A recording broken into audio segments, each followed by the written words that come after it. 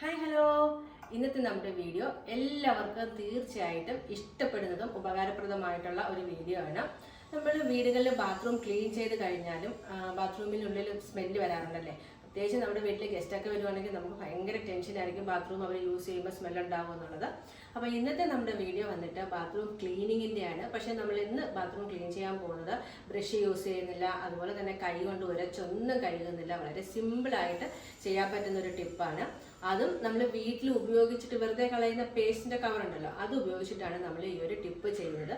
പ്രത്യേകിച്ച് ഈ ഒരു ടിപ്പ് നിങ്ങൾക്ക് വീട്ടിൽ ഗസ്റ്റൊക്കെ വരുമ്പം പരീക്ഷിക്കാവുന്നതാണ്. ബാത്റൂമിൽ ഒട്ടും തന്നെ സ്മെല്ലോ കാര്യങ്ങളോ ഉണ്ടാകത്തില്ല.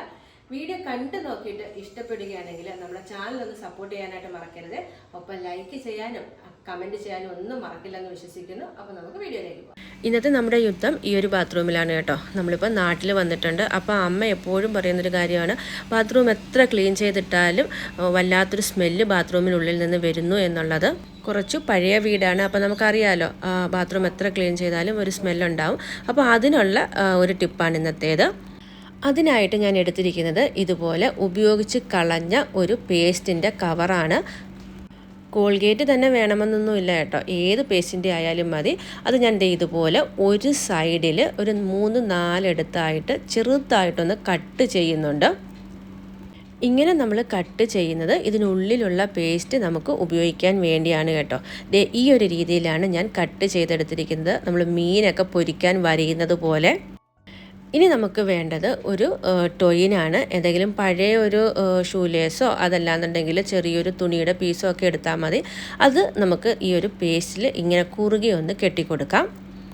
അത്യാവശ്യം മുറുക്കി തന്നെ കെട്ടിക്കോളൂ. ഇതിൽ നിന്ന് ഈ ഒരു പേസ്റ്റ് ഇളകിപ്പോകരുത്, ആ ഒരു രീതിയിൽ വേണം കെട്ടാനായിട്ട്.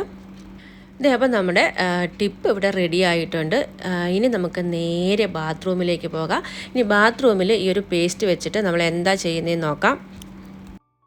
നമ്മുടെ ക്ലോസറ്റിൻ്റെ ഫ്ലഷ് ടാങ്ക് ഉണ്ടല്ലോ, അതിൻ്റെ മൂടി മാറ്റിയതിന് ശേഷം നമ്മുടെ ഈ ഒരു പേസ്റ്റ് അതിനുള്ളിൽ കെട്ടി വെക്കുകയാണ് ചെയ്യുന്നത്. അപ്പോൾ നമ്മൾ ഓരോ പ്രാവശ്യം ഫ്ലഷ് അടിക്കുമ്പോഴും വെള്ളത്തോടൊപ്പം പേസ്റ്റും കൂടി വരും. അപ്പോൾ നമ്മുടെ ബാത്റൂമിനുള്ളിലുള്ള ഒരു സ്മെല്ല് മാറിക്കിട്ടും. അതുപോലെ തന്നെ നമ്മുടെ ക്ലോസറ്റ് എപ്പോഴും ക്ലീൻ ആയിട്ടും ഇരിക്കും. നമ്മളിങ്ങനെ കെട്ടി വെക്കുന്നത് ഇത് 1-2 ആഴ്ച കഴിയുമ്പോൾ എടുത്ത് കളയണം. അപ്പോൾ നമ്മൾ പിന്നെ ഇതിനുള്ളിൽ കൈയിടാതിരിക്കാൻ വേണ്ടിയാണ് കേട്ടോ ഈ ഒരു സൈഡിൽ ഇങ്ങനെ കെട്ടി വെക്കുന്നത്.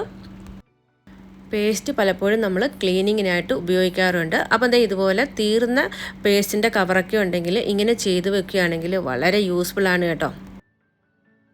പ്രത്യേകിച്ചും കുഞ്ഞു മക്കളൊക്കെയുള്ള വീട്ടിൽ അവർ കൂടെ ബാത്റൂമിലേക്ക് പോകും. ചിലപ്പോൾ അവർ ഫ്ലഷ് ചെയ്യും, ചിലപ്പം ചെയ്യത്തില്ല. അപ്പം ഒരു വല്ലാത്ത സ്മെല്ല് ബാത്റൂമിൽ നിന്ന് എപ്പോഴും വന്നുകൊണ്ടിരിക്കും. അന്നേരം ഇതുപോലെയൊക്കെയുള്ള ട്രിപ്പുകളൊക്കെ ചെയ്ത് വെക്കുകയാണെങ്കിൽ നമ്മുടെ ബാത്റൂം നല്ല നീറ്റായിട്ടും നല്ല സുഗന്ധമുള്ളതായിട്ടും എപ്പോഴും ഇരിക്കും. പേസ്റ്റിൻ്റെ സ്മെല്ല് ഇപ്പം നമ്മളെല്ലാവർക്കും ഇഷ്ടമുള്ളതാണ്. കാരണം നമ്മൾ എല്ലാ ദിവസവും രാവിലെ ഉപയോഗിക്കുന്നതുകൊണ്ട് തന്നെ ആ ഒരു സ്മെല്ല് എല്ലാവർക്കും യൂസ്ഡ് ആയിരിക്കുമല്ലോ. അപ്പം ഈ ഒരു വീഡിയോ നിങ്ങൾക്ക് വളരെ ഉപകാരപ്രദമായിട്ടുണ്ടാവുമല്ലോ. ഇഷ്ടപ്പെട്ടിട്ടുണ്ടെങ്കിൽ നിങ്ങളൊന്ന് കമൻറ്റ് ചെയ്യാനായിട്ടും അതുപോലെ തന്നെ നമ്മുടെ ചാനലൊന്ന് സപ്പോർട്ട് ചെയ്യാനായിട്ടും മറക്കരുത്.